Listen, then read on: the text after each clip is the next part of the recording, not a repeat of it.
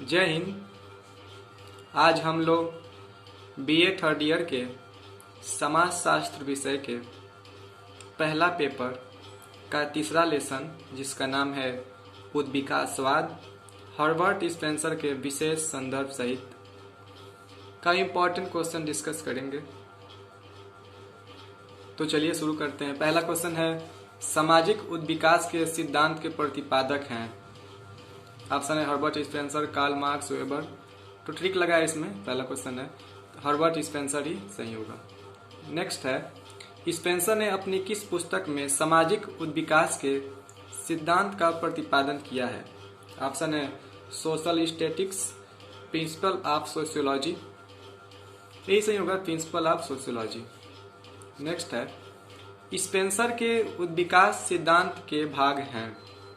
Option है भौतिक उद्विकासवाद, प्राणी शास्त्रीय उद्विकासवाद, सामाजिक उद्विकासवाद, अंतिम है उपयुक्त सभी। यही सही होगा, उपयुक्त सभी।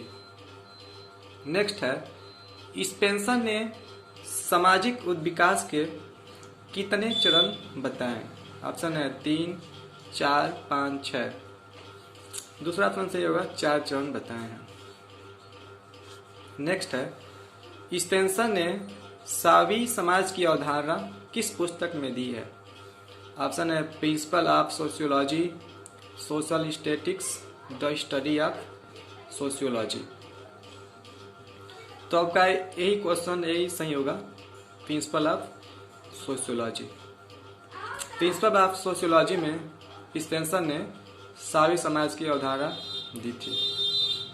नेक्स्ट है, फर्स्ट प्रिंसिपल पुस्तक किसने लिखी है? ऑप्शन है William good, Sumner, Herbert Spencer. Herbert Spencer सही होगा। कथन है कि मानव समाज की व्याख्या ठीक उसी प्रकार की जा सकती है जिस प्रकार डार्विन ने पृथ्वी पर जीवन के उद्भव एवं विकास की व्याख्या की है। तो भी कथन स्पेंसर का ही है। नेक्स्ट है, समाज अनिश्चित असंबंध सजातीयता से निश्चित संबंध विजातीयता की ओर जाता है। तो एक कथन भी आपका स्पेंसर से ही संबंधित है। नेक्स्ट अगला है, प्राकृतिक पर्यावरण का सिद्धांत किसका है? तो प्राकृतिक पर्यावरण का सिद्धांत स्पेंसर का है।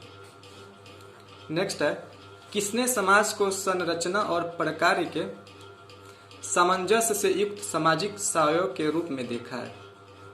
तो ये कथन है, ये कथन नहीं है, मतलब ये पूछा है कि कौन है ऐसा किया है।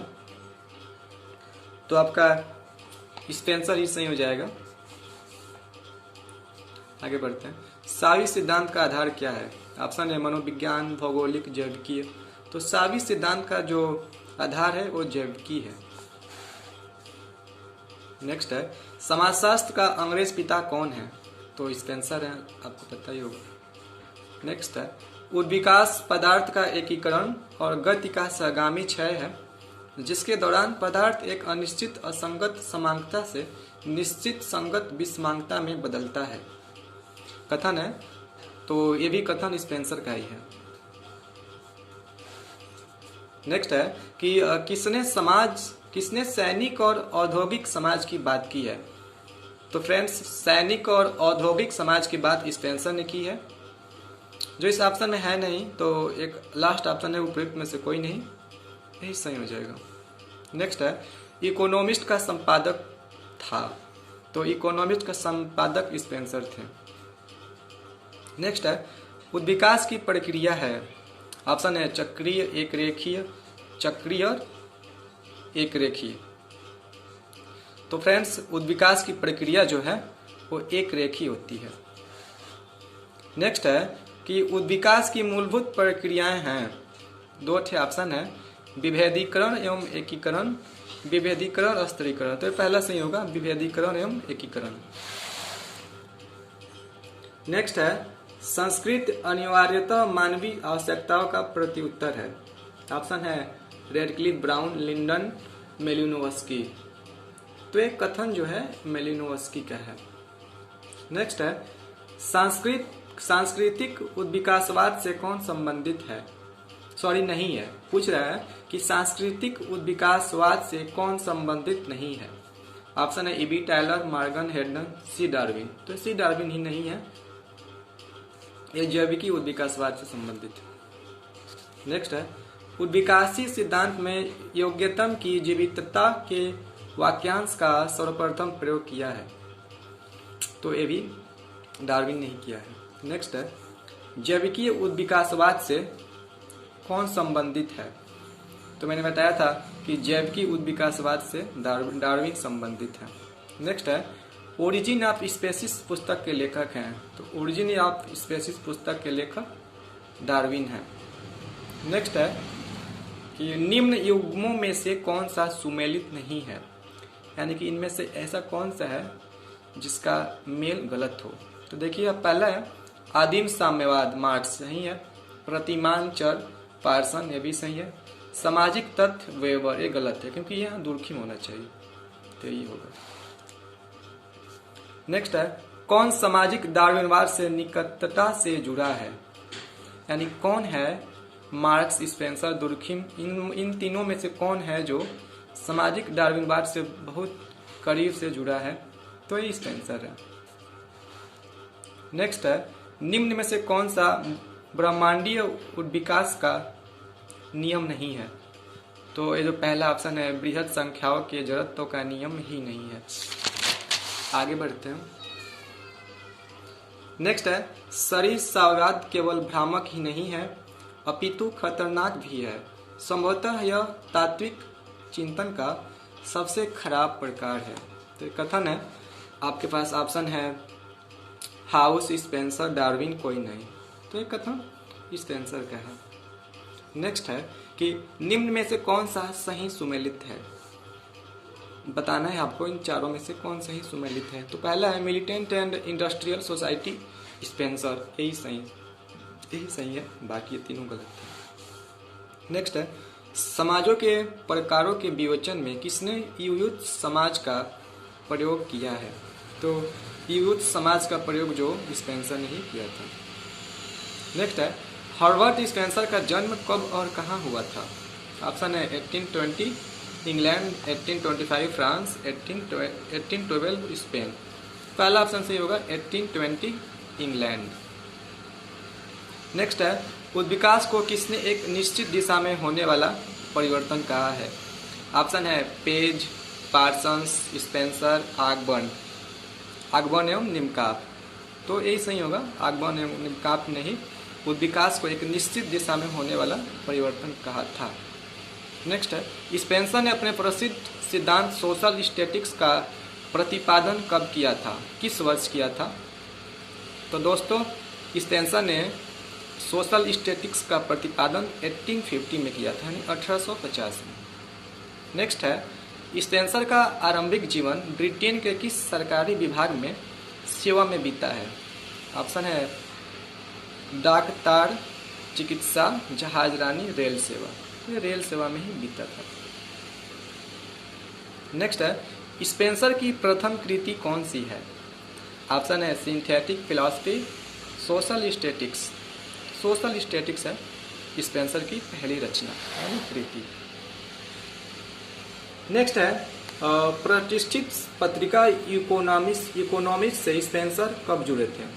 आपको बताना है इकोनॉमिक्स से स्पेंसर कब जुड़े थे। ऑप्शन है 1841, 1848, 1857, 1842। तो इकोनॉमिक्स से स्पेंसर 1848 में जुड़े थे। नेक्स्ट है स्पेंसर का स्थान इतिहास में ज्ञात महान ललित दर्शन निर्माताओं में से है। इस कथन है बताना है आप किसने कहा है। ऑप्शन है आपके पास मेज, लॉस्की, मर्टन, वेबर। तो ये कथन मेज ने कहा था। नेक्स्ट है स्पेंसर ने सामाजिक उद्विकास के सिद्धांत का प्रतिपादन किस वर्ष किया था। आपके पास ऑप्शन है 1850, 1852, 1853 एंड 1855। पहला ऑप्शन सही होगा 1855। नेक्स्ट है हर्बर्ट स्पेंसर के संदर्भ में पार्टी ऑफ ह्यूमैनिटी क्या है। बताना है कि पार्टी ऑफ ह्यूमैनिटी क्या है। ऑप्शन है एक पुस्तक है, एक संगठन है, पत्रिका है। तो पार्टी ऑफ ह्यूमैनिटी एक संगठन है। नेक्स्ट है कांट ने रूपरेखा खींची, स्पेंसर ने केवल उसे भरा। ये कथन है कि कांट ने रूपरेखा खींची और स्पेंसर ने केवल उसे भरा। किसका कथन है? तो ये कथन बॉन्स का है, याद रखिएगा। नेक्स्ट है कांट का वास्तविक उत्तराधिकारी किसे कहा जाता है? ऑप्शन है हर्बर्ट मीड, स्पेंसर, वेबर। तो कांट का वास्तविक उत्तराधिकारी जिसे कहा जाता है वो है स्पेंसर। नेक्स्ट है स्पेंसर निम्न में से किस संस्था के सदस्य थे? आपके पास 3 संस्था है, बताना है इनमें से किस संस्था के स्पेंसर सदस्य थे। पहला संस्था है डर्बी फिलोसफिकल सोसाइटी, दूसरा है पार्टी ऑफ ह्यूमैनिटी, तीसरा एक्स क्लब और चौथा है उपयुक्त सभी। तो इससे ही होगा, ये तीनों संस्था जो है इनमें से सभी से स्पेंसर जुड़े थे। नेक्स्ट है उद्विकास की गति सदा होती है। बताना है कि उद्विकास की गति कैसी होती है, तीव्र होती है, धीमी होती है, अति तीव्र होती है कि मध्यम होती है। तो फ्रेंड्स इतिहास उद्विकासवाद की गति जो है वो सदैव धीमी होती है और एक रेखी होती है। नेक्स्ट है उद्विकास में किस प्रकार का परिवर्तन होता है? तो याद रखिएगा उद्विकास में गुणात्मक परिवर्तन होता है। नेक्स्ट है जब परिवर्तन में निरंतरता ही नहीं होती वरन परिवर्तन की एक दिशा भी होती है तो परिवर्तन से हमारा तात्पर्य उद्विकास से होता है। कथन है, तो ये कथन बताना है किसने कहा है। ऑप्शन है डार्विन, मैकाइबर पेज, लैमार्क और मीड। तो ये कथन मैकाइबर और पेज ने कहा है। नेक्स्ट है उद्विकास के चरणों की डैश डैश डैश, यानी कि उद्विकास के चरणों की ऑप्शन है पुनरावृत्ति नहीं होती है, अस्पष्ट नहीं है। तो पहला सही होगा कि उद्विकास की चरणों की पुनरावृत्ति नहीं होती है। नेक्स्ट है उद्विकास एक परिवर्तन है। बताना है आपको कैसा परिवर्तन है।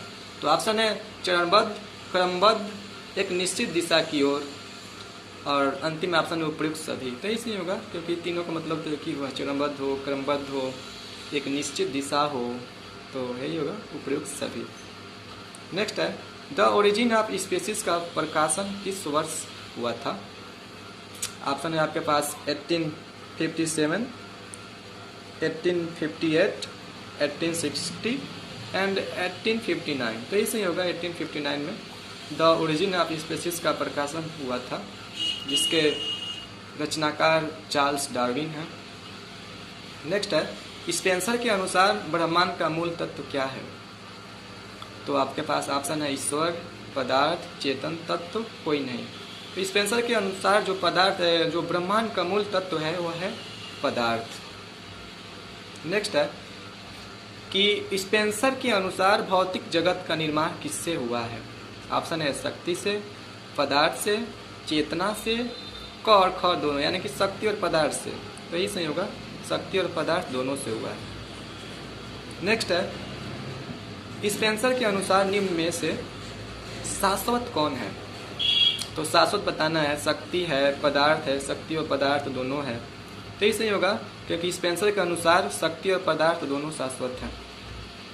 नेक्स्ट है स्पेंसर का उद्विकासवादी सिद्धांत किस पर लागू होता है? ऑप्शन है चेतन जगत, अचेतन जगत, चेतनोतत्व जगत, चेतनोतत्व जगत और सभी। तो यही सही होगा जो लास्ट का ऑप्शन है सभी, क्योंकि स्पेंसर का जो उद्विकासवादी सिद्धांत है वो चेतन जगत पर भी लागू होता है, अचेतन जगत पर भी और चेतनोत्तर जगत पर भी। ठीक है। नेक्स्ट है संसार के परिवर्तन एवं विकास की प्रक्रिया को स्पष्ट करने के लिए स्पेंसर ने भौतिकी के कितने नियमों का आश्रय लिया है? ऑप्शन है 7, 8, 9, 10। पहला ये ऑप्शन सही है, 7 नियमों का आश्रय लिया था स्पेंसर ने। तो दोस्तों ये था कुछ इम्पॉर्टेंट क्वेश्चन। अभी इस चैप्टर में और इम्पॉर्टेंट क्वेश्चन है जिसका हम अगले वीडियो में डिस्कस करेंगे। जय हिंद।